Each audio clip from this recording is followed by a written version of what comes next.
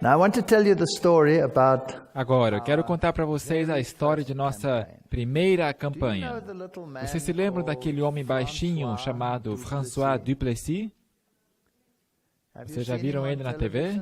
Ocasionalmente aqui na Amazing Discoveries?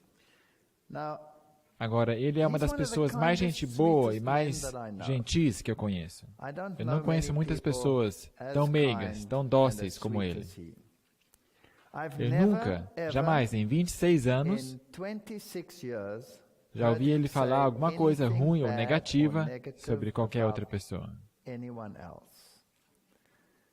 Se alguém foi cruel para com ele, eu chegava para ele e dizia: como é que ousam falar com você desse jeito? Então ele costumava dizer: isso mesmo se foi o sumo sacerdote? O meu verdadeiro sumo sacerdote não me rejeitou. Então ele sempre tem uma palavra dócil, mesmo na pior das circunstâncias. E logo no começo nós fizemos uma campanha evangelística. Fizemos conferências na pequena cidade chamada Pau. Agora, eu era bem novato na fé, tinha vindo do ateísmo. E agora eu estava do outro lado desse jogo, dessa guerra. Eu penso que Deus queria que eu entendesse que há principados e poderes que estão trabalhando por trás dos bastidores nesta guerra. Portanto, eu tive que dirigir todas as noites, depois do trabalho. Eu trabalhava na universidade e nós fizemos parte desse esforço evangelístico e eram palestras noturnas nessa cidade. E tínhamos que dirigir mais ou menos 50 quilômetros para lá, 50 quilômetros para cá, talvez um pouco menos, talvez 35, por aí. Portanto, eu estava dirigindo rumo a essa cidade e tivemos um ataque duplo, uma abordagem dupla. Ele começava em um salão com a velha mensagem adventista, com a Dead Man Two Tell Tales, abordagem arqueológica. E uma semana ou duas mais tarde, eu iria começar com um seminário sobre saúde. E assim, queríamos convidar as pessoas a essa igreja. Agora, antes que nós começamos, nesta igreja, tinha só mais ou menos 4 membros ativos. E nós fomos lá fazer uma campanha evangelística. E tinha mais ou menos 20 apostatados que jamais viriam à igreja. Portanto, primeiro tínhamos que preparar essa igreja, mas eles não queriam participar de evangelismo. Eles estavam fartos disso e os apostatados, bem, eram pessoas bem difíceis. Uma dessas pessoas era uma moça que estava casada com um não-adventista. E sempre quando alguém da igreja vinha visitá-los, eles jogavam objetos no visitante. Pedras e tijolos. Uma vez ele estava sentado sobre o telhado e veio um pastor visitá-lo. Ele pegou telhas do telhado, começou a arrancar e jogar no pastor. Um lugar bem difícil para começar uma evangelização. E quando eu ia lá às noites e eu dirigia de volta, entre essas duas cidades, no meio do nada, meu carro parava. Eu já contei essa história para vocês? Meu carro parava e todas as luzes apagavam. E nada acontecia. Então eu orava, era tarde da noite, não podia ir para lugar nenhum. No meio da noite, escuro ao teu redor. E eu esperava 20 minutos, às vezes meia hora, às vezes 1 hora, esperando que um carro passasse para que eu pudesse avisá-los que eu tinha um problema. Então, de repente, pim, as luzes acendiam e eu continuava a viagem até em casa. E toda noite, quando eu passava por esse lugar em particular, nesse mesmo lugar, a mesma coisa acontecia. Isso acontecia noite após noite, após noite. E tivemos experiências horríveis. Uma noite estávamos voltando da igreja, um sábado, minha esposa, eu e minhas crianças no carro. E eu cheguei a esse lugar e percebi, aqui está esse ponto. Mas estamos no meio do dia, portanto não vai fazer mal. Mas tinha um cachorro ali sentado. Um cachorro de raça, bonito. Ele estava sentado na outra faixa, não na que estava transitando.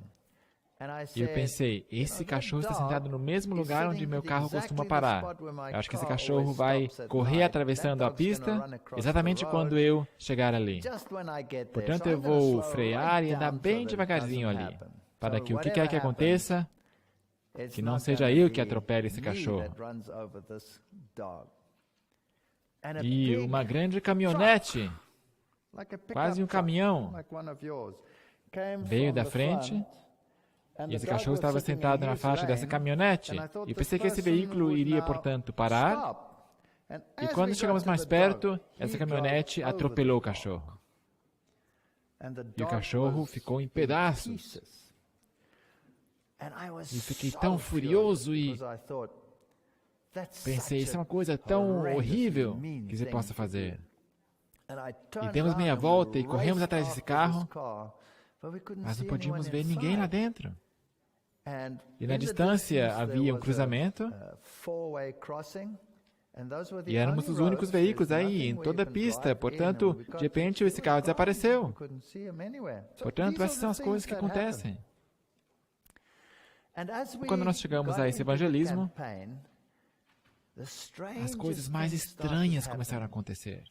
E uma das coisas que eu queria salientar aqui é que esta é a primeira campanha evangelística da África do Sul, que era multirracial. Estava justo aí na transição da situação política.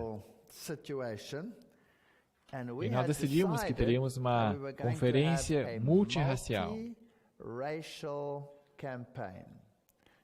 Portanto, tínhamos ali o salão da cidade e quem quer que viesse seria bem-vindo. Não importando a que raça, a que tribo, a que credo eles pertenciam. Eles seriam bem-vindos.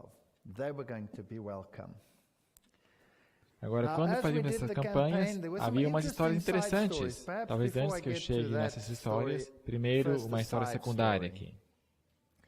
Um homem chegou numa palestra de François, ele não tinha começado ainda. E ele ficou interessado, e ele começou a enxergar essas verdades. E finalmente ele decidiu, é isso, essa é a verdade, eu quero seguir essa verdade. Ele foi para casa e falou para sua esposa, eu quero seguir essa verdade. E a sua esposa ficou louca. Ela foi totalmente contra.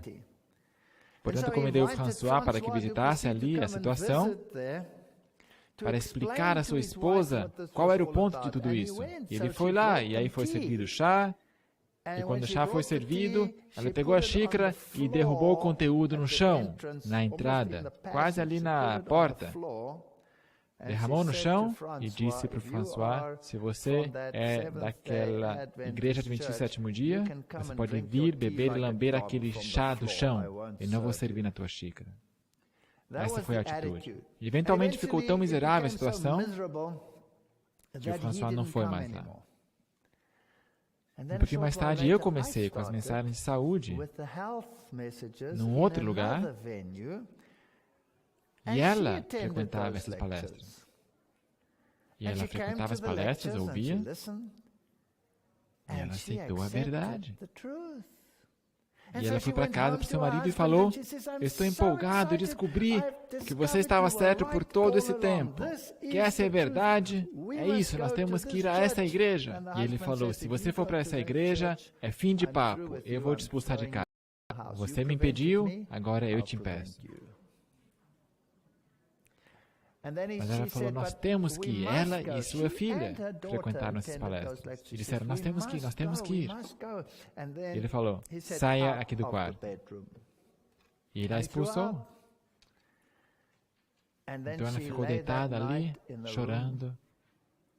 Estava pensando e se perguntando se isso era correto, por que havia tanta tensão, será que valia a pena, será que é verdade que nós temos que guardar o sábado, os mandamentos e todas essas coisas. Então ela ouviu uma voz chamando seu nome, e ela pensou, meu marido mudou de ideia. E ela foi para o quarto, mas lá estava ele roncando. Então ela voltou para a sala, ficou parada, sentada, ouviu seu nome outra vez, ouviu essa voz. E ela pensou, quem que me está chamando a esta hora da noite? Ela foi lá, veio na janela, se tinha alguém lá fora, algum membro de família que tinha um problema, alguma coisa. Nada. Ela sentou de novo e ela ouviu. Ela ficou escutando, ele ouviu seu nome outra vez, então ela respondeu, sim. Então, como que em uma visão, ela viu 2 tábuas de pedra descendo perante ela, e uma voz dizia, guarda os mandamentos de Deus. E ela foi batizada, ela e a sua filha. Agora, para encurtar a história, depois de 1 ano, esse homem tinha feito da vida dela uma miséria. Mas ele ficava mais manso de vez em quando.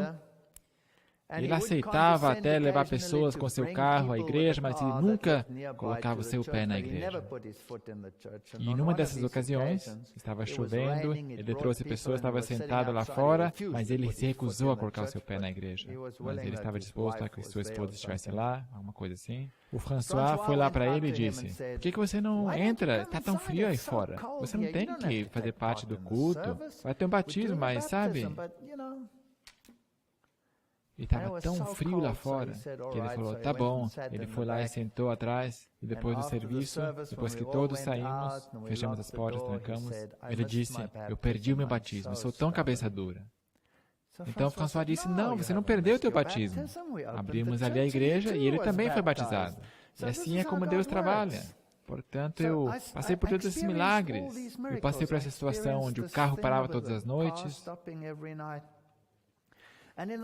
No meio de tudo isso havia um outro homem que hoje está ativo no trabalho. Ele até chegou a servir como pastor para uma de nossas igrejas.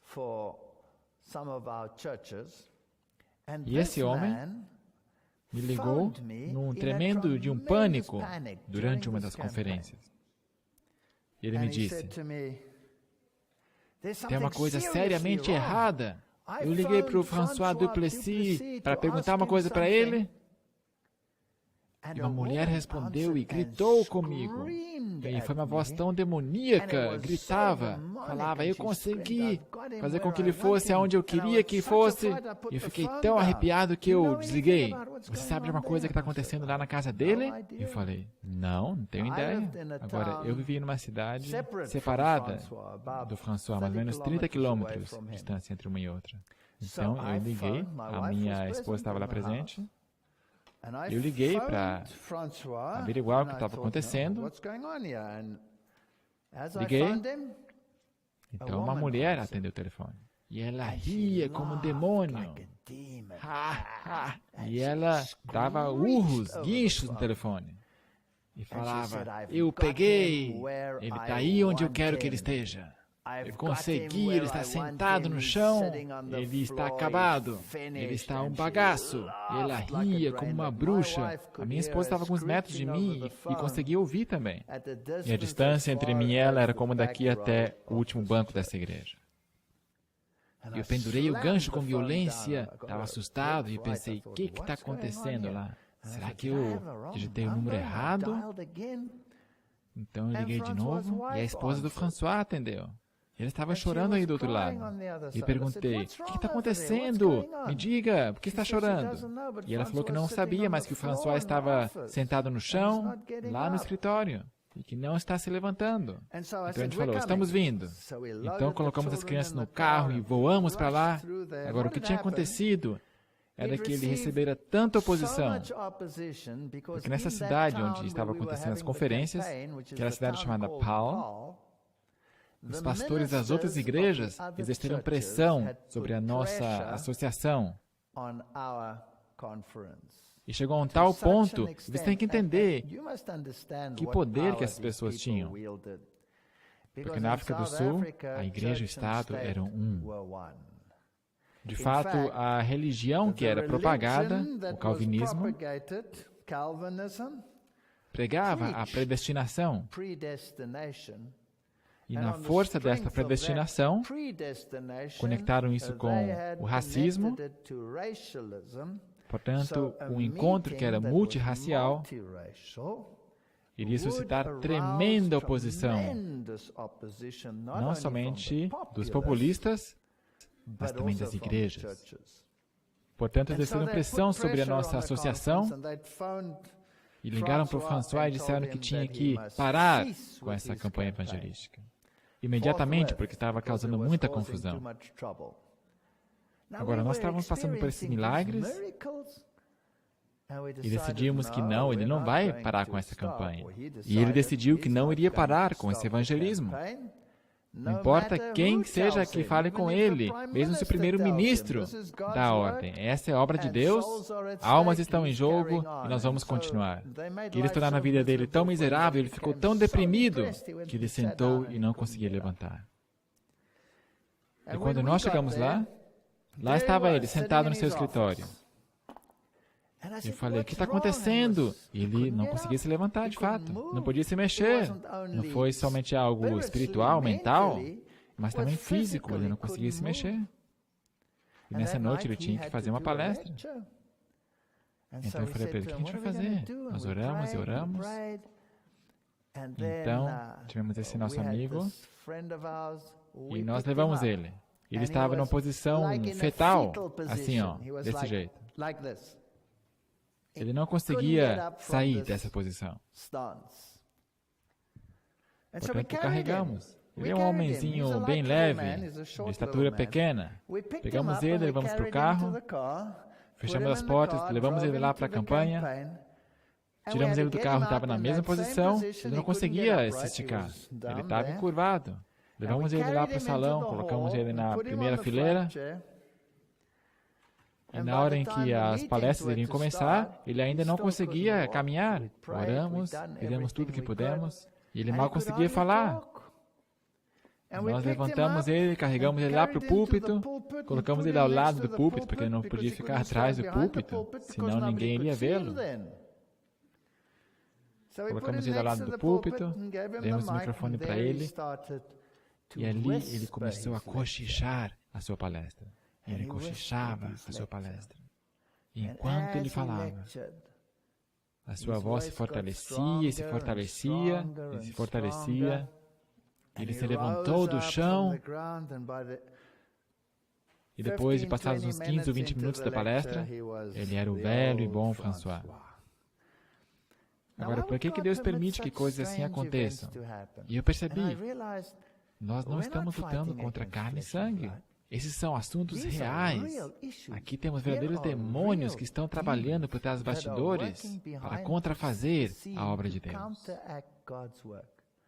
Esse carro que parou, essa caminhonete que veio e que atropelou aquele cachorro em frente às minhas crianças.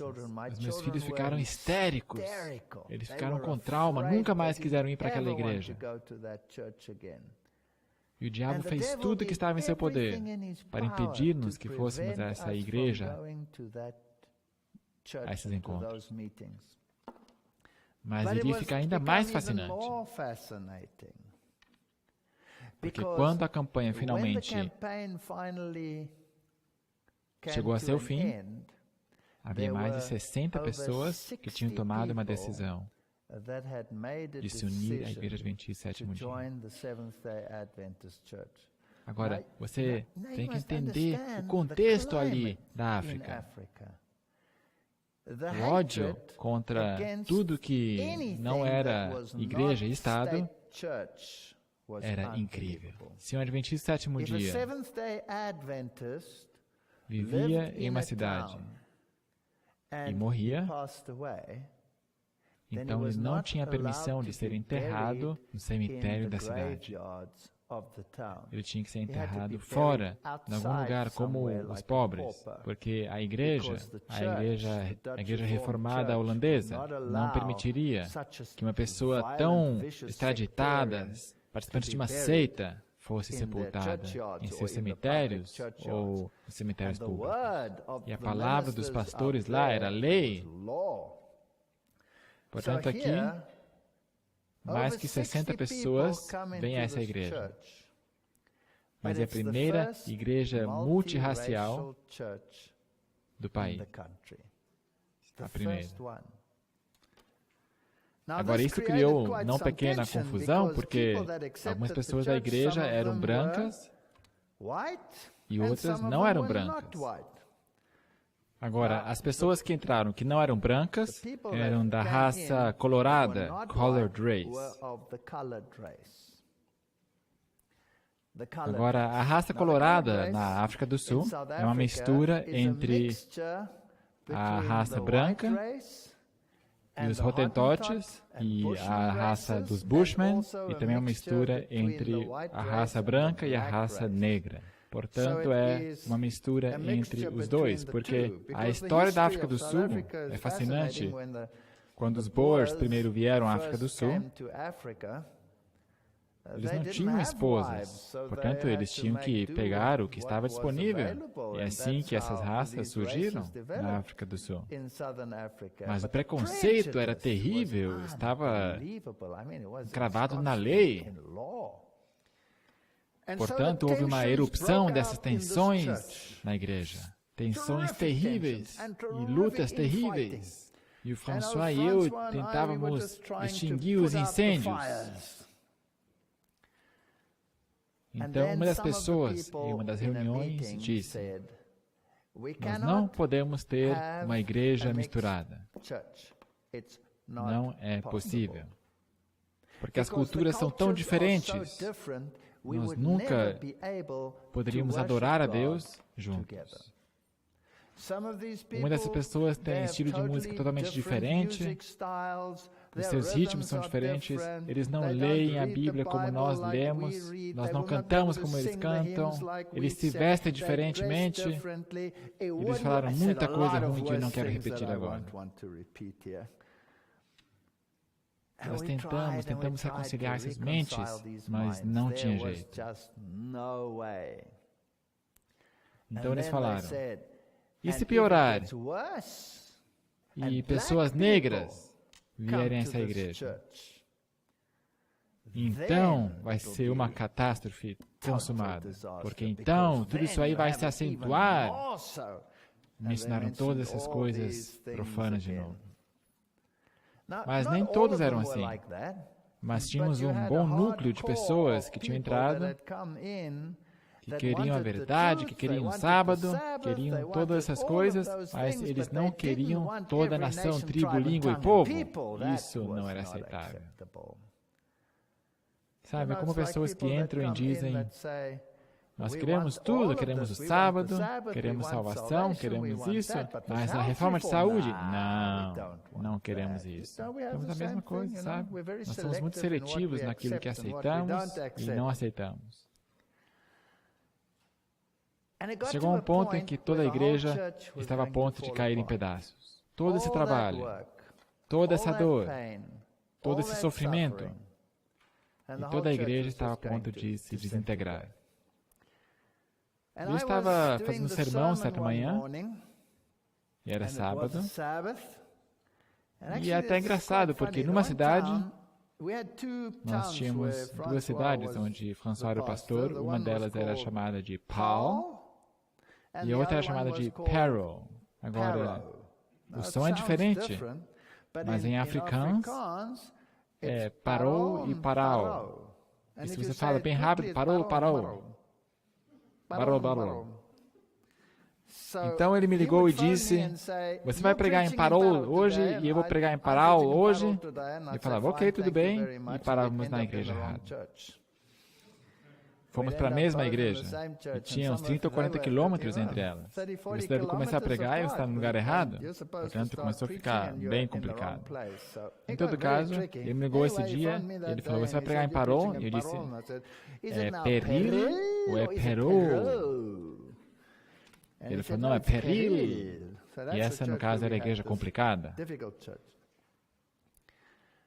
Portanto, eu fui para a igreja essa manhã pensando: ai não, vamos ter problema de novo hoje. Estávamos todos lá sentados e havia brigas e agressões. E fui lá para frente quando chegou a hora de eu fazer o serviço. E quando eu fui lá para frente, uma moça negra entrou lá no fundo. Agora todos os olhos se voltaram a ela em horror, porque esta não era uma moça colorada, ela era negra. Agora, os colorados têm todo tipo de pigmentação, desde o mais leve até o escuro. Mas essa pessoa era realmente preta, da raça negra. E ela estava vestida impecavelmente. Impecavelmente. A minha esposa iria se lembrar desse vestido muito melhor do que eu, mas todos os olhos fizeram isso. Se voltaram para ela. E você conseguia perceber os cabelos de algumas pessoas se arrepiando. E ela foi lá e sentou, mais ou menos nessa posição ali. E a minha esposa estava atrás dela, observando-a. Então, quando o primeiro hino foi anunciado, ela se levantou com todo mundo e, sem inário, ela cantou e cantou lindamente. E a sua voz ecoou pela audiência. E nós pensamos, isso é estranho. Porque o que tinham dito essas pessoas? Tinham dito que os negros nunca poderiam cantar os nossos hinos como nós, é uma cultura totalmente diferente, nós temos que ensiná-los a cantar. E ela nem tinha inário, mas cantava poderosamente. Mas tinha uma Bíblia na sua mão. Então eu preguei, fiz meu sermão, quando mencionava um texto bíblico, ela já encontrou. E o outro, de novo. Ela fez tudo o que eles tinham dito que não iria acontecer. Estava vestida impecavelmente, como as melhores pessoas do Ocidente. Estava cantando nossos hinos, com uma voz cristalina e com uma voz tão doce como um sino. Nada das conotações que disseram que estariam envolvidas ali. Então, o segundo hino e o terceiro hino, e a sua voz era de fato como a de um anjo. Eu estava fascinado com ela. Eu continuava olhando para ela. Eu orava, uau, Deus, tu enviaste uma pessoa para destruir o preconceito dessas pessoas. E depois do sermão, o que o pastor faz? Ele vai lá, ele anda pelo meio do corredor, vai lá para trás e saúda as pessoas, dando as mãos. Então lá vem as pessoas, aperto de mãos. E eu esperava aquela moça, porque eu queria perguntá-la de onde que ela vinha e como que ela veio parar nessa igreja. Porque também havia nessa cidade uma igreja adventista do sétimo dia para negros. Agora, por que ela veio para essa igreja se havia uma igreja lá para a qual ela podia ter ido? Eu quero saber. Quando todas as pessoas saíram, ela não tinha aparecido ainda. E eu falei para minha esposa, que estava ao meu lado, depois que despedimos a todos, eu perguntei para ela, onde que está ela? Ela tem que estar lá dentro ainda, então. Então nós entramos para procurar por ela, nenhum sinal dela. Não havia outra saída na igreja. E a propriedade é cercada totalmente. Não havia outra alternativa, ela tinha que passar por mim. Não havia outra forma dela sair. Não tinha alternativa. Portanto, eu penso que Deus enviou um anjo. Um anjo negro para destruir essas contendas entre o povo de Deus. E agora, recentemente, faz 2 semanas mais ou menos, todos os encrenqueiros tinham se retirado. Tinha mais ou menos 10 deles. Eles recusaram permanecer numa igreja que era multirracial. É assim que a primeira igreja multirracial começou na África do Sul. E que privilégio servir a um Deus que nos eventos finais da história desse mundo quer unir toda raça, tribo e povo e criar uma nação debaixo de Deus que o ama e que guarda seus mandamentos. E é isso que eu desejo para todos vocês. Que vocês possam entender que essa não é simplesmente uma mensagem que nós temos. Esta é uma mensagem que causa divisão. Esse é um apelo à humanidade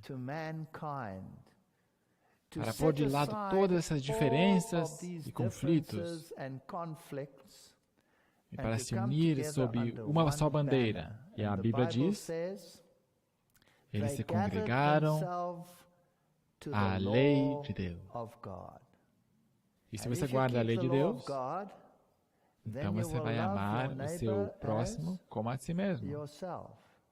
E você não vai mais procurar um lugar de supremacia. Mas eu aprendi outra coisa, e isto me causou bastante problema também. Ouça a Deus antes de ouvir o ser humano. Se Deus te pede para fazer uma coisa e outra pessoa te ordena a parar, e você sabendo que esse chamado é de Deus, por exemplo, se Ele te chama para fazer um evangelismo e alguém tenta te parar, isso não é de Deus, não importa quem seja, quem queira impedi-lo. Você tem que obedecer a Deus mais do que aos homens. Isso já foi uma grande influência bem cedo na minha jornada de evangelismo. Ele me mostrou, se você fizer o que é correto, e se você persevera, de forma alguma Deus vai te abandonar e te rejeitar. Ele vai ser contigo. Eu tive tantas ocasiões com a mensagem que eu trago, onde mesmo nossas vidas estavam em perigo. E Deus, aos trancos e barrancos, iria nos conduzir através de toda a situação.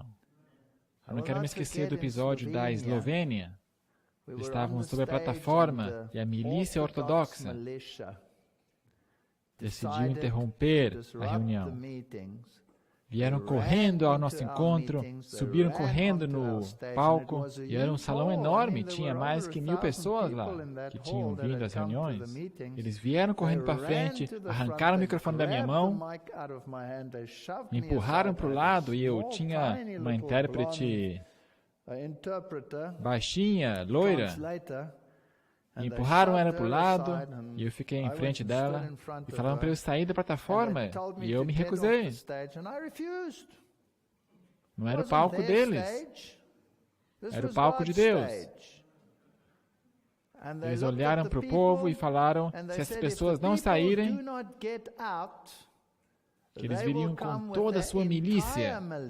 Vocês sabiam que a igreja lá, que a igreja ortodoxa, tem basicamente sua própria polícia ali, que garante que ninguém interfira ali nos seus quintais? E ordenaram, saiam daqui, senão vamos vir com a nossa milícia e bater em todos. Essas pessoas se levantaram como um só homem. E pensei que eles iriam embora, mas não. Vieram lá para frente e falaram, vocês saiam daqui ou senão nós vamos bater em vocês. Então eles recuaram um pouco e disseram, eu estarei de volta em 15 minutos. E nós vamos chicotear vocês para fora. Eu vou lá pegar as tropas de reserva. E o presidente da associação, ele estava lá, e ele contatou a polícia. E chegou a polícia. O delegado chegou ali, com todos os seus oficiais e 250 policiais. Eles circundaram todo o salão com os seus policiais, com suas armas 100% carregadas, e o delegado e todos os seus oficiais ficaram sentados lá na primeira fileira das minhas reuniões. Essa milícia chegava com centenas de pessoas para atacar o nosso salão. E o delegado se referiu a uma lei, ou ensinou que havia uma lei, ameaçando, dizendo que eles podiam colocar essa milícia na prisão por violência, por incitar violência. Isso sem julgamento, por meses. Portanto, eles não nos atacaram. Eu fiz toda a série evangelística, baixa proteção policial. Isso me ensinou outra coisa. Se a sua audiência é pequena demais, Deus vai aumentá-la. Portanto, nesta batalha, fiquemos firmes e preguemos a mensagem. Eu aprendi mais uma coisa. É que o diabo sempre fará guerra se você prega a verdade de Deus. Você sempre estará numa guerra. Mas você tem que aprender a aceitar o fato de que você não tem poder sobre ele, nenhum controle sobre ele. Você tem que simplesmente avançar e deixar as consequências com Ele. E Ele não vai te abandonar, nem te rejeitar. Eu me lembro, estávamos fazendo essa série evangelística e estava conduzindo essas campanhas na cidade do Cabo, num bairro chamado Somerset West. E durante esta série, um evangelista proeminente chegou a aceitar a verdade. Toda a sua família veio à verdade. Mas o diabo foi tão cruel. Ele tentou fazer essa campanha tão impossível para mim. E normalmente nessas circunstâncias ele não me ataca a mim diretamente, ele vai atacar minha esposa ou a minha família. Portanto, a minha esposa tinha passado por uma cirurgia, e nós advertimos o doutor sobre algumas coisas, e ele nos ignorou totalmente. E ela quase morreu depois dessa cirurgia. Foi uma grande luta. Nessa noite ela estava em casa e eu tinha essa série evangelística acontecendo. E lá veio o doutor e disse, nós temos que ir ao hospital, os médicos não pensam que ela vai sobreviver. Enquanto o doutor estava trabalhando com a minha esposa, tentando estabilizar a hemorragia interna que ela tinha, o nosso gato foi atropelado na rua, pulou para dentro da janela do quarto da minha filhinha, e foi parar no colo dela. Ela tinha mais ou menos 6 ou 7 anos de idade. E o gatinho morreu no seu colo. Portanto, eu fiquei com uma filha histérica num quarto, uma esposa morrendo no outro quarto. Eu tive que sair correndo, levar a minha esposa para o hospital. Fizeram a cirurgia de emergência, conseguiram salvar sua vida, ela ficou na UTI. E eu disse para ela, eu vou cancelar minhas reuniões essa noite, porque eu tenho que estar com você. E ela falou, não, vai lá. E eu respondi, não, eu não vou, eu não posso ir. Ela falou, sim, vai. Porque se isso é de Deus, então Deus vai cuidar de mim. E o doutor me disse, ela não vai estar aqui quando você voltar. Eu falei, eu vou ficar aqui. Ela falou, não, você vai? E nessa noite, esse evangelista proeminente tomou a sua decisão. Portanto, essa é uma batalha dura, não é um caminho fácil de se andar. Ela ficou tão fraca depois dessa operação, porque ela tinha perdido todo o seu sangue internamente, tendo que fazer as transfusões, e tudo deu errado nessa operação. Eu não estava lá, eu tinha que fazer evangelismo. Eu era professor universitário durante o dia e nas palestras à noite. E ela tinha que superar as dificuldades sozinha. Tinha que lidar sozinha com isso. Estava tão fraca que não podia se locomover ao banheiro. Não podia ir sozinha. E não tínhamos dinheiro, porque depois que eu me tornara um adventista do sétimo dia, eu tive que ficar vendo como todos os meus fundos iam pelo ralo abaixo. Éramos tão pobres que não tínhamos dinheiro para conseguir ajuda, alguém para ficar cuidando dela. E éramos novinhos na igreja adventista e, sabe, somos pessoas orgulhosas. Nós roemos nosso sapato antes de pedir ajuda para alguém. Isso aí também é algo estúpido, aliás.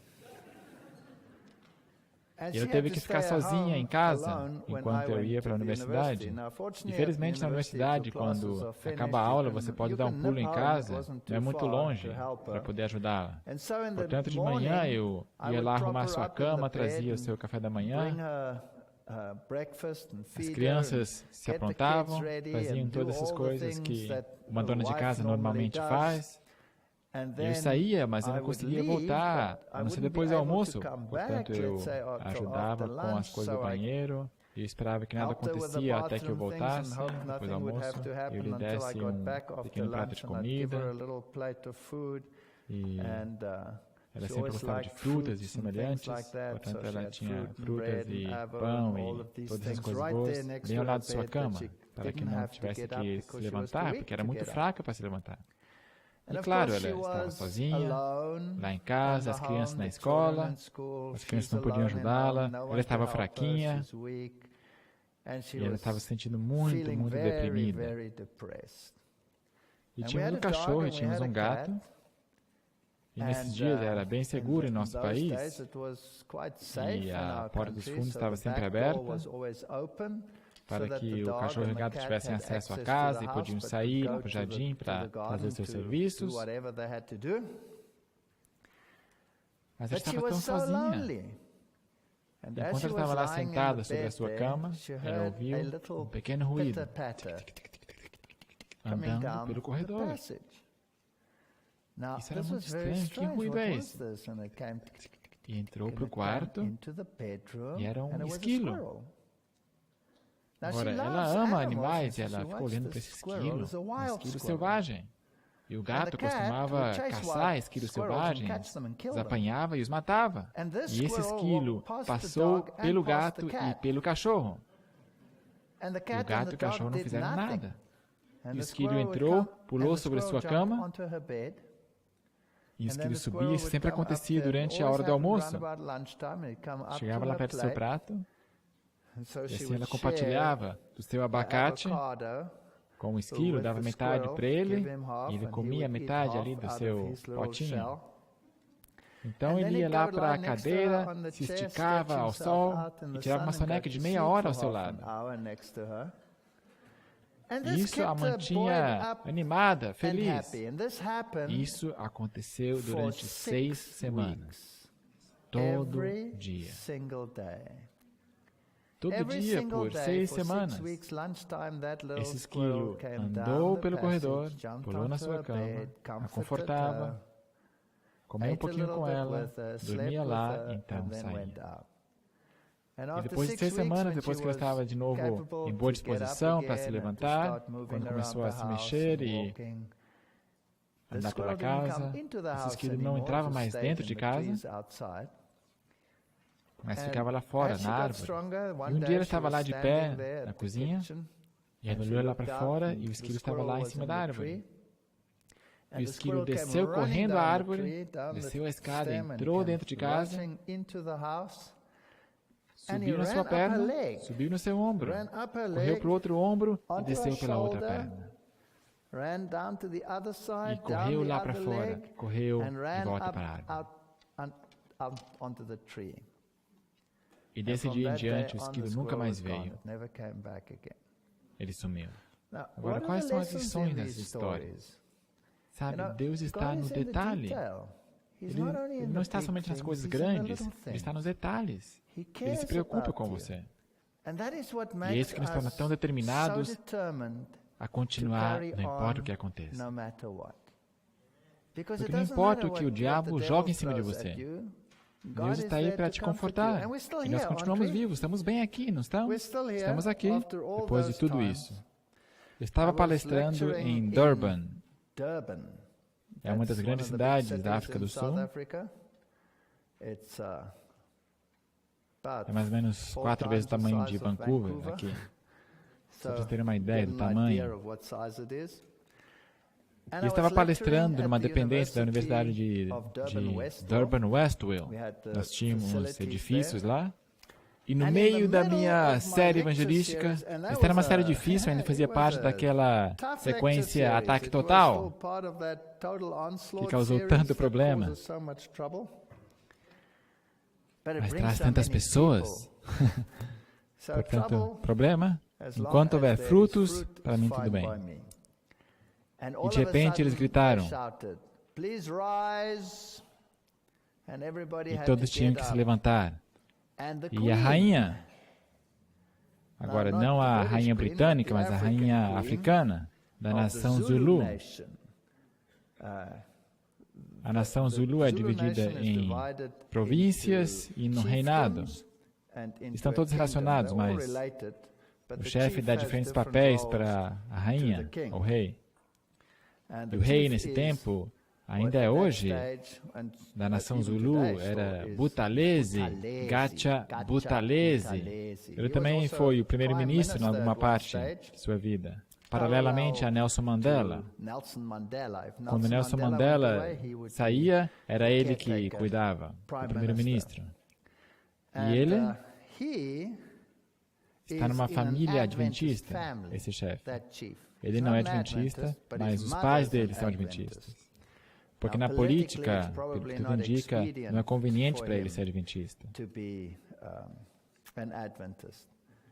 Mas, casado com ele, estava a rainha. E a rainha é uma de suas 21 esposas. Você tem que entender que ali funcionava como no tempo de Esther. Se o rei chama e você resiste, acabou. Você tem que aceitar. Faz parte. Ele chegou com toda a sua comitiva, em roupagem típica africana. Ela sentou lá na primeira fileira. E o seu nome era Rainha Mfonte. E ela era uma adventista do sétimo dia. Ela era a única adventista do sétimo dia de sua família. Todas as outras esposas eram não adventistas. Portanto, eu comecei e fiz as palestras, e algumas das palestras têm muita política, como você sabe. E depois da primeira palestra, ela se levantou e veio falar comigo e disse: você se importa se eu fico sentado na última fileira?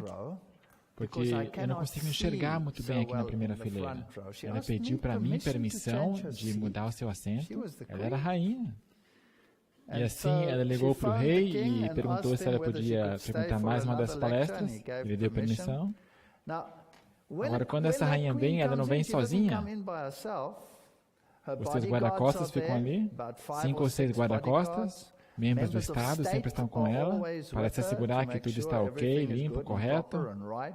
Portanto, aqui estava toda uma comitiva de altos oficiais neste encontro. E no final, ela me perguntou e disse: esta mensagem deveria sair e ser proclamada para todo mundo. Deveria estar em todas as televisões nacionais, porque eu estou por dentro e eu sei que essas coisas são verdadeiras. E você poderia, por favor, me enviar um jogo completo dos seus DVDs, porque eu quero que todos os membros do nosso governo saibam do que realmente se trata. Nós mandamos para ela, mas a partir daí você lida com oficiais e se ela realmente recebeu ou não, eu não sei, mas eu sei que desde então eu tive a oportunidade de falar ao chefe da polícia, perante altos oficiais do governo. Eu também sei que esta mensagem está nos escalões mais altos dos governos do mundo, está nas embaixadas mais altas do mundo. Há dossiês inteiros sobre essa mensagem. Nos mais altos níveis militares, mesmo os soldados no Iraque assistem essa mensagem. Não subestime a Deus e como Ele opera. Muito obrigado.